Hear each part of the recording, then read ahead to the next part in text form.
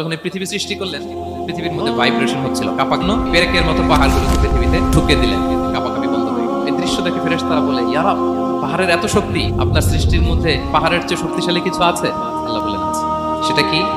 আল্লাহ বললেন সেটা লোহা, কারণ লোহা দিয়ে পাহাড় কাটা যায়, ঠিক কিনা? লোহার কথা শুনে ফেরেশতারা অবাক।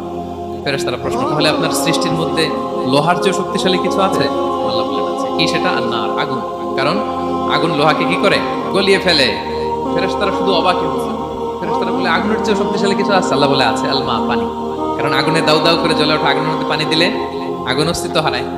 ফেরেশতারা শুধু অবাকই হচ্ছে। তারা বলে, তাহলে পানির চেয়ে শক্তিশালী কিছু আছে? আল্লাহ বলেন আছে, রিহ, বাতাস। কারণ বাতাস পানিকে একদিক থেকে আরেক দিকে নিয়ে যায়। জলের মধ্যে বায়ুর উচ্ছ্বাস লাগলে জলোচ্ছ্বাস তৈরি হয়, ঠিক কিনা? ফেরেশতারা আবার অবাক হয়ে বলে, তাহলে বাতাসের চেয়ে শক্তিশালী কিছু আছে? আল্লাহ বলেন আছে। সেটা কি? বলতেছে বনি আদম। ওই মানুষ শক্তিশালী যে গোপনে দান করে, এত গোপনে যে ডান হাত কি দান করলো, বাঁ হাত সেটা টের পায় না। পড়েন সুবহানাল্লাহ।